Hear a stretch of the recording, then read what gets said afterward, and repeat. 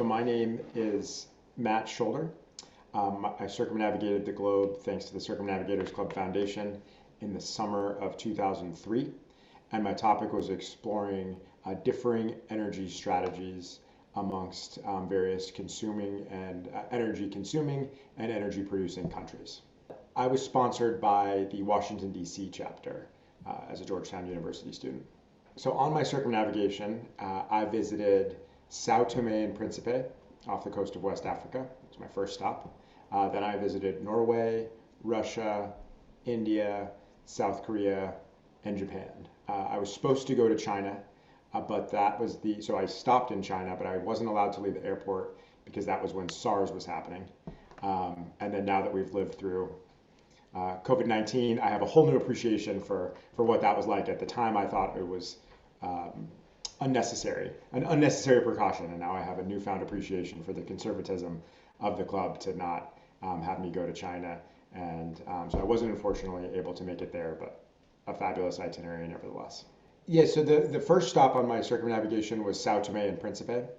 And what interested me most about visiting this country was oil had just been discovered off the coast of this country, and so it was an emerging producer, and it was an opportunity to learn more about how they were thinking about formulating an energy strategy, as opposed to visiting a country like Norway or Russia, where they'd been producing energy and oil for decades, and it was much more firmly established.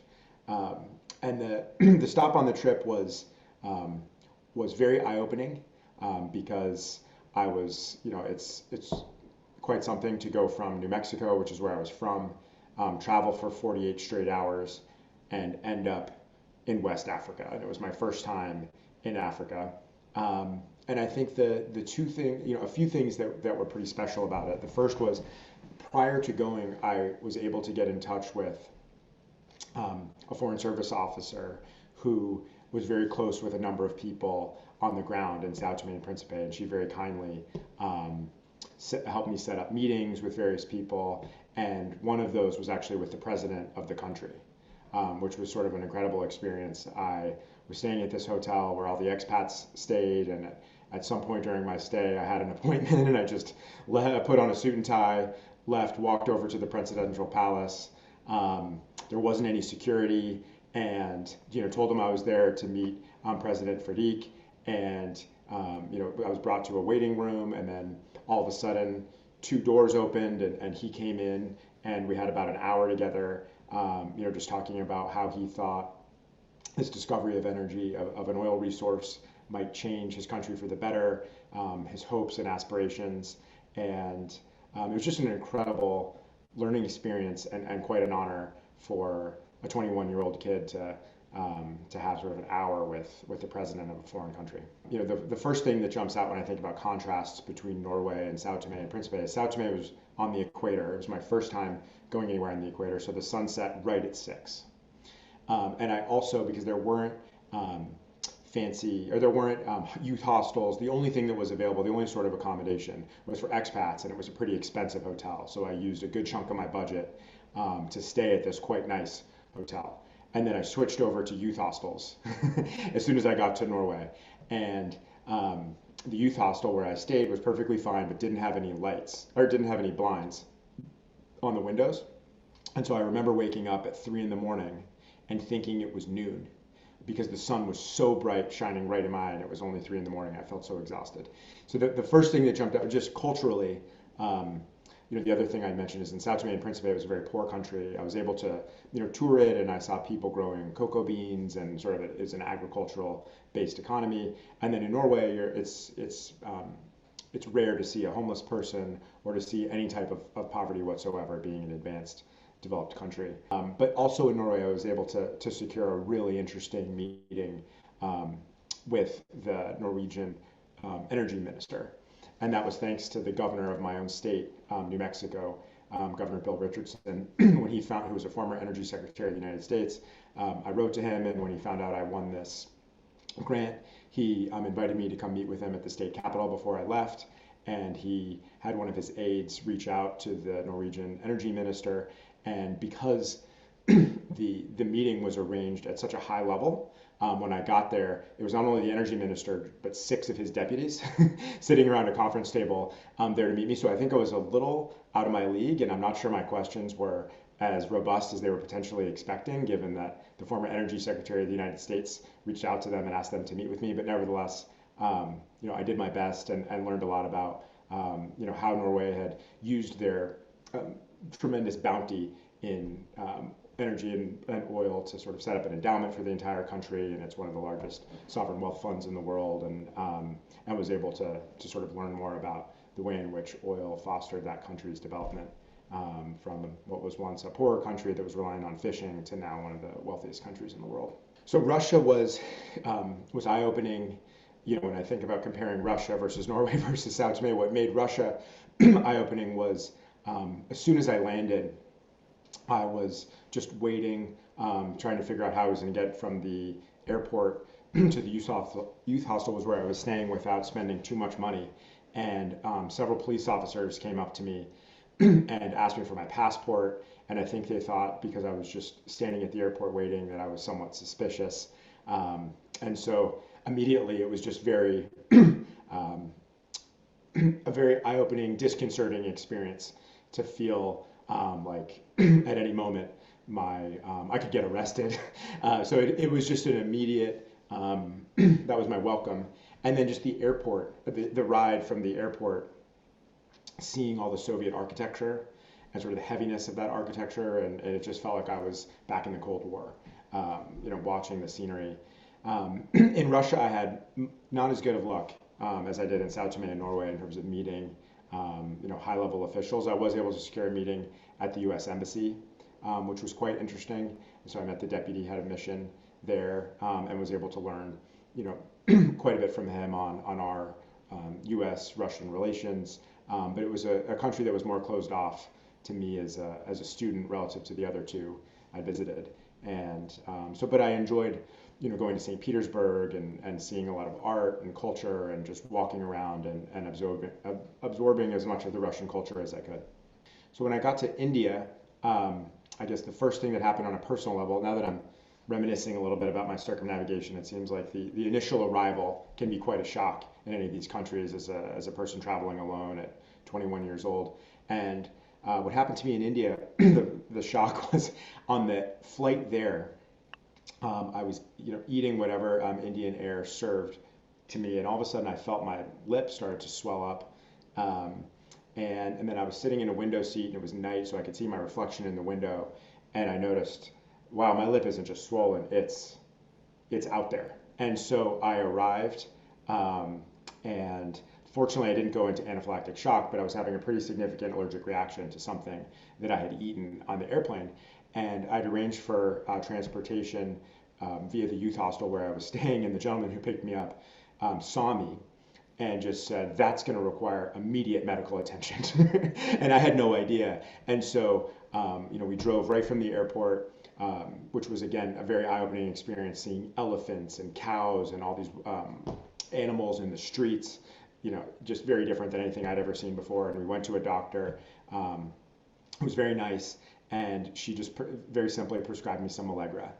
So an antihistamine, and I remember thinking it only cost the equivalent of 10 cents to get the pills of Allegra that I needed, which was just a very eye-opening experience given the cost of medicines in the United States. And fortunately my lip sort of receded after taking the antihistamine, and to this day I never leave home without an antihistamine on me at all times from that experience.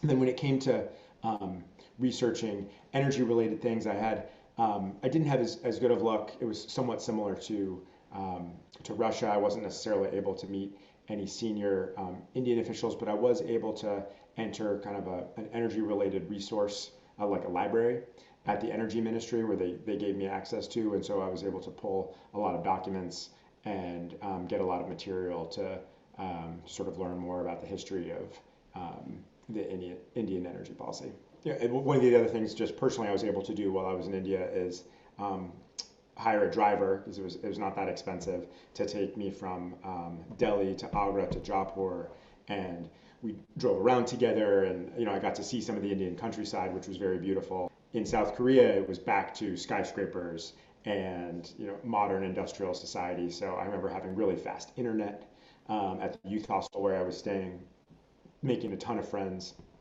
with the people at the youth hostel. And personally, one of the most interesting places I was able to go was the demilitarized zone between North Korea and South Korea, um, and just getting close to North Korea, or as close as a person can get to North Korea without entering, was just a very eye-opening experience. Led me to take a whole class on North Korea when I got back to Georgetown for my senior year. It was just one of the highlights of my whole trip, sort of standing there and imagining everything that went into setting up that boundary, both from a military or diplomatic perspective. Just a very interesting and thought-provoking experience. I think I was just so fascinated by what life was like on the other side of the DMZ, and that famous photo where it's the Korean Peninsula at night, Mm. North Korea is dark, and South Korea is completely lit up, and you can see the boundary right there. And then I was able to secure some pretty interesting meetings in South Korea with their energy ministry, and there I was really focused on use of renewable energy because South Korea, and then my next stop was Japan. They're really reliant on the rest of the world, so they tend to lead when it comes to things relating to energy efficiency. And so those meetings were helpful, and it was I think I was at the met sort of a mid-level bureaucrat at the South Korean Energy Ministry who gave me an hour of his time and was very helpful. So I loved visiting Japan. It was probably of all the countries I visited, it would probably be the one I'd be most excited to go back to. Um, there were, a few personal highlights. I love trains, and I love taking long train rides. Reading, listening to music, looking out the window. Just very peaceful, contemplative, self-reflective time. And so I got a 2-week JR pass, so I could take any of the fast, high-speed rail trains all around Japan. And so I visited Kyoto, Hiroshima, um, Nagasaki, a handful of other countries along the coast, and just a just a beautiful country. Um, Very powerful to go to Hiroshima because obviously the impact that um, our nuclear bomb had during World War II in Hiroshima, but then also seeing the embrace of U.S. culture there. So one of the things that really stood out to me was I went to the museum that honored and reflected on the impact that the nuclear bomb had on Hiroshima, and then not far from there, they were playing a game of baseball, which speaks to the influence of the United States, in that country and how far our relations had come. So personally, just loved the scenery, loved going to the Japanese baths, the spas. I can't remember their names off the top of my head, but tried to just immerse myself in the culture, as much as I could. Love the food, and then on a personal level, probably the highlight was one of the circumnavigators who came before me is a very senior executive at Weber Shandwick, and he was able to set up a meeting with a high level executive at Toyota. And so it was a great opportunity to learn about energy efficiency and all the things that Toyota was doing to try to lessen, I guess, energy consumption in Japan and ultimately their reliance on the rest of the world. Um, so learned a ton, loved the culture, haven't been back, but can't wait to do so one day. Yeah, I made a handful of really nice friendships. The best, most durable friendship I made was in Norway with a guy named Stee, or Stephen was his full name, but he went by Stee, and he was a solicitor, and he was traveling, I think, just after he finished law school and was about to start his law practice, and we just hit it off. He was just a fun-loving, nice guy, very welcoming. So a bit older than I was, but we just had a ton of fun together. And so we traveled to a couple other cities together from Oslo. And then when I came back to Georgetown, he actually flew to DC and stayed with me for 3 or 4 days. Met all my friends at Georgetown, and I remember one of my closest friends at Georgetown saying, "Wow, what an experience you had! You came back and you learned all this stuff, and you seem so worldly, and you have this friend visiting from the UK that you just met along the way. Like how cool that was." And so he and I unfortunately lost touch. We did invite each other to our respective weddings. He couldn't come to mine, I couldn't go to his, but we've sort of lost touch. partially because I'm not on Facebook anymore, but he's the type of person where I bet if I got in touch with him now, he'd remember me and we could reconnect. Um, and then there were a handful of people, frankly, whose names I've forgotten. I can picture all of their faces, just people who I met, in youth hostels where, we'd spend an afternoon together or go to a meal together. And I had one sort of thoughtful interaction with a gentleman who just noted a difference in me. But it was in South Korea, and he said, sort of toward the ends of the trip, he said, you really seem like you've um, mellowed out and calmed down, towards the end of this trip, because I think I was just really intense about making this trip successful and being staying safe and staying healthy, and I think I just really eased into this life of a traveler, and I just viewed that as a wonderful compliment that I've never forgotten. Um, and then there were just a few other people that I met prior to the trip. There was a woman from the State Department named Jan Hartman who was stationed in Sao Tome and helped set up all the meetings I had in Sao Tome. And she and I, had lunch together when I came back. We kept in touch over email for a number of years. We've lost touch since, but she was very kind, and it was great to sort of just connect with people in the Foreign Service so I could learn more about their careers and just sort of as I thought about that as a potential career option, it was another kind of bonus of the trip. The topic was, fairly broad, understanding, differing energy strategies. And going into the trip, I thought a lot. I thought that I sort of understood what it meant to be an energy exporter, and how the country would be organized and how they would think about the value of that resource. And that I sort of thought the same thing on the consumption side.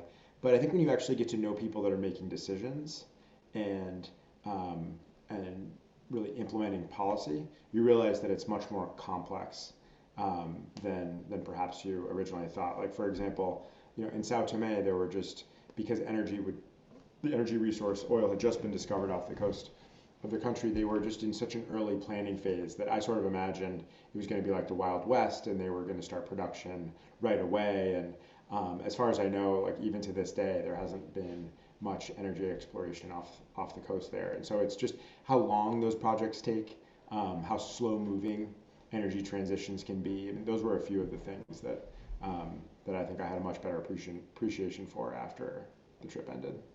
The circumnavigator's experience, had a big impact on my senior year. I spent a lot of time on the thesis, on the paper, kind of coalescing everything I learned into a finished document.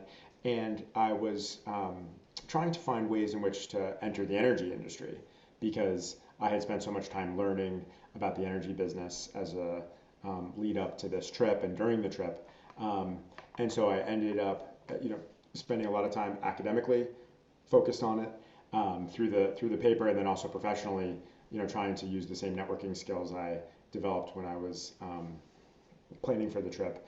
So trying to, meet with people at ExxonMobil or different lobbyist groups, and it was challenging. I wasn't at first successful so my first job was not in the energy business, but I was subsequently successful later, and it was all thanks to the circumnavigator's experience. So when I graduated from Georgetown, I went to work in New York at an investor relations firm. So it was a company where all of our clients were large multinational corporations based outside of the United States that were trying to build relationships with institutional investors in the US, and we helped facilitate those interactions. And interesting job, learned a lot about investing in Wall Street, but I didn't like sort of just being an administrative assistant, which is what I felt like, and I really wanted to do something with energy. And so I was only there for a short time, and I found a job at a place called the Energy Intelligence Group, which was essentially they published trade journals on the energy business, and they're read widely by executives in the world, investors, and it was fun, but I just the realization I had was a lot of the action on the energy side, and I think this is why I struggled to sort of find a role here, was with the engineers and the geologists, which I'm not. And so I kind of made the decision that this was just that the energy industry and transitions from fossil fuels to renewable energy will just be something I'll remain really interested in, but it was unlikely to be a career for me because I just didn't have the technical expertise. And so a really fortuitous thing happened as I was kind of coming to this realization was I was serving as the treasurer of the Circumnavigators Foundation. And as treasurer, I was introduced to various board members, one of whom was starting a chocolate company. And she needed help part-time doing bookkeeping. And so I, thought that was interesting. I'd be happy to help her. She was a fellow circumnavigator named Sarah Enline, and she had won the Circumnavigators Fellowship about 10 years before me. And I was doing that for her sort of part-time for a while, and then she ultimately asked me to join full-time. So I spent 2.5 years helping her build this startup chocolate company. I was employee number 2. And then from there, I was fortunate to get a spot at Harvard Business School. And after Harvard Business School, I joined a firm called MFS Investment Management, where I've been for the past 11 years. I still haven't been asked to cover energy companies, but it could happen one day. But I'm an equity research analyst, and I'm focused on the healthcare, financial services, and consumer discretionary sectors. So I've tried to stay involved with the Circumnavigators Club in a number of ways.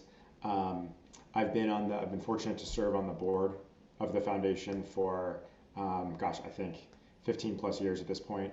I served as treasurer for a time until work wouldn't allow me to continue in that role because of potential conflict of interest. So I had to cede that responsibility very reluctantly. But I attended a number of events when we used to live in New York. I try to read the log whenever it comes out. And I've been fortunate to stay in touch with a couple of fellow circumnavigators that are closer to my age that I became friendly with when we lived in New York. Now we live in Massachusetts, and I haven't found any up here. But I think just the big thing that jumps out to me is sort of the confidence that built within me over time. I think I have this photo.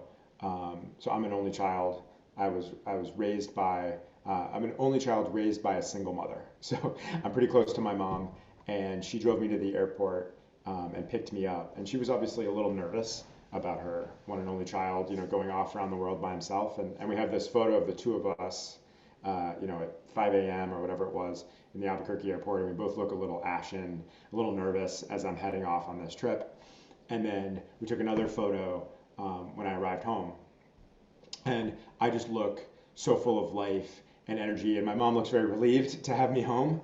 But I just know that throughout this trip, I started as a excited, enthusiastic college student, but I really felt like I got to know myself and developed a certain amount of confidence that I could take on, whatever life throws my way, over the course of spending, nearly 3 months alone, navigating these different cultures in countries where I didn't speak the language and had to set all this up myself. It was a really kind of entrepreneurial experience in a way that I think has carried through with me to this day. I think one of the biggest challenges was actually just everything I put into organizing this trip and making it successful, like trying to the amount of networking that went into convincing high level government officials to spend time with a college student. The sheer number of emails I wrote, phone calls, letters, all cold calls that were just that turned into substantive meetings where I really learned something. I think it was a huge challenge because I remember I got the grant, and Brian Evans, the chapter leader, said to me, this is Helen's email address. She's your your contact if you have questions and whatnot. You're going to have about $8,500, and that was it. It's really up to the individual. It's up to the student to figure it out and to make it a successful trip. And that's it's one of those things where you get out of it as much as you put into it. And I felt like I put so much into making this trip successful in the months leading up to it. It was a huge challenge, but certainly well worth it. And then I just had moments along the way that were challenging. The allergic reaction in India. Had I known then what I know now about how dangerous that type of thing could be, that would be, just staying calm, in somewhat of a medical emergency, I think was an unforeseen circumstance. But I was fortunate. I left my wallet behind in a phone booth in Japan, and someone returned it with all the money in it, which speaks to how honest and trustworthy, by and large, I found all the Japanese people to be. And so I think I was spared a few difficult situations just by the kindness of others. The greatest gift for me of the circumnavigation was the way in which it helped me understand myself, because it was almost 3 months completely alone. And there's nothing quite like spending time alone in one's thoughts, meeting new people and having them react to you and give you feedback. And that I just left, I left the experience with just a completely different sense of self. I think a stronger sense of self, more confidence. Even just I had this experience I remember in Hiroshima where I took myself on a hike, and I didn't have any, and I foolishly didn't bring any water. And so I got to the top of this mountain and realized, I was just dying of thirst. And, that was an unfortunate thing to happen, but I, made it back down and, felt so strong that I could get through a hike like that. It was like 6 hours without any water. And just surviving different experiences like that, I think just fill a person up with confidence that you can tackle all kinds of challenges when you get back to the United States and life as a college student. So if I were to give advice to future circumnavigators, scholars, the first thing I would say is hopefully it's a topic that you love and you're incredibly passionate about, and the information, knowledge, and the contacts that you make along the way can serve you for the rest of your career.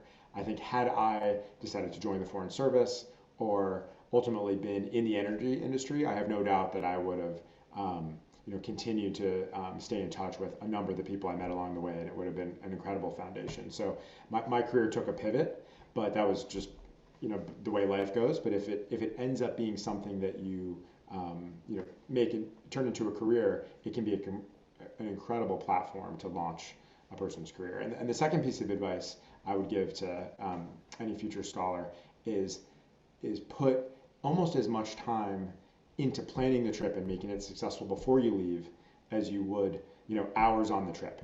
I'm exaggerating a little bit, but I think the more you put into networking, finding people to meet with you, preparing all the research in advance, all the questions you want to ask in advance, having a really detailed itinerary of what you want to accomplish in each country that you visit, it just makes the trip that much more successful. I was studying abroad during the semester before I left, and I actually flew back to Washington, D.C. for a couple days to meet with a whole bunch of people to try to secure more meetings and just learn more about the energy business. And that felt like a tremendous use of my time and resources, because when else would I have access to lobbyists and people working in the industry and foreign service officers. And so I just used it as a platform to try to meet as many interesting people and learn as much as I could. So if I were to pitch the Circumnavigators grant to a college freshman or sophomore, the first thing I would say is everyone's going to tell you that your internship in your junior year summer is essential for your future career, and that you're going to want to make sure you secure the best internship you can that summer. And so you might think to yourself, well, I better just focus on landing some corporate internship with that summer. And what I would say is reject that advice. That if you're able to win this fellowship, which is very hard to do, but if you're fortunate enough to be able to do it, the experience is, to say that you will learn more doing that than in an internship is a vast understatement. It will change your life. You will learn more about yourself and more about a topic that's significant to the world than you could ever hope to do in a classroom or in a formal summer internship. And if you put a lot into prepping for the experience and executing it, making it really successful, it can change your life as it did for me, because everything I've accomplished professionally since has been a direct link to the incredible opportunity that the Circumnavigators Club gave me. The fact that this grant has been in existence for 50 years, I guess a few things jump out. One, it's just tremendous to see some of the original grantees still involved with the club, still having very vivid memories of their experience, even though it was 50 years ago or 45 years ago. I think it speaks to what a powerful learning experience this is, that almost 50 years can go by and all the people who've experienced it, still talk about it and still cherish the memories. In some cases, I know there's examples of people who go back and reread the journal that they wrote frequently. So I think that just speaks to what a powerful learning experience it can be. My hope is that the club's in existence and the grant, continues to go for another 50 or 100 years.